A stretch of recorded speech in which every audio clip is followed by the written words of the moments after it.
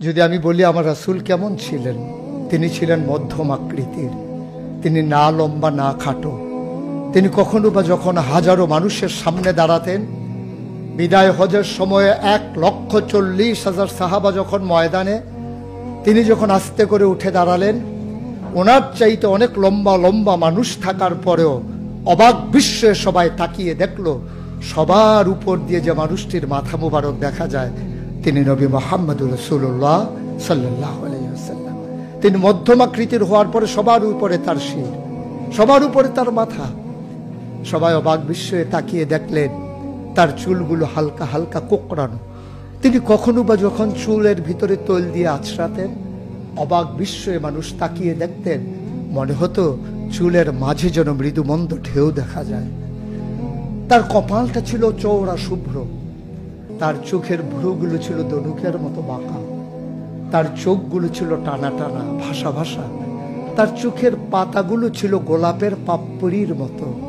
তিনি কখনো বা যখন চোখের পলক ফেলতেন, অবাক বিস্ময়ে মানুষ তাকিয়ে দেখতেন, মনে হতো মৃদুমন্দ বাতাসে গোলাপ পাপড়ি দোল খাচ্ছে। তার চোখের সাদা অংশ ছিল রক্তিমাভ সাদা, কালো অংশ ছিল তার কৃষ্ণ কালো। তার ঠোঁটগুলো ছিল গোলাপি রঙের, তার নাকটা ছিল খাড়া, ছিদ্রগুলো ছিল ছোট ছোট, নাকের নিচে ঠোঁটের উপরে ছিল চিকন সরু গোঁফ।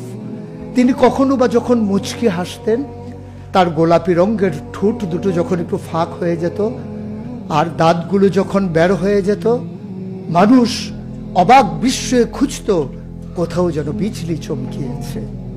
তিনি যখন প্রচন্ড গরমের মাঝে ঘেমে সিক্ত হতেন, কপালে তার মুক্তার দানার মতো ঘাম জমে যেত।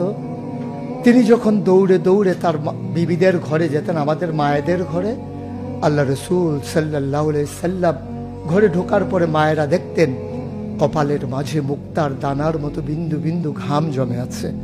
মায়েরা বলতেন, গুস্তাখি মাফ কর দিজিয়ে, বেয়াদবি মাফ করবেন, আপনি চুপটি করে একটু বসুন। নবীকে বসিয়ে ওরা ছোট্ট শিশু খুঁজে বের করতেন, অতি যত্নে পরম আদরে তার কপালের ঘামগুলো তারা শিশির ভিতরে ভরে মুখ বন্ধ করে রেখে দিতেন। ঈদ যখন আসতো, বিয়ে যখন হতো, জমানো ঘাম তারা আতর হিসেবে ব্যবহার করতেন। এ নবী তো সে নবী, হেঁটে গেছেন 1 মাস আগে রাত পথ ধরে, যাওয়ার পরে তিনি তো চলেই গেছেন।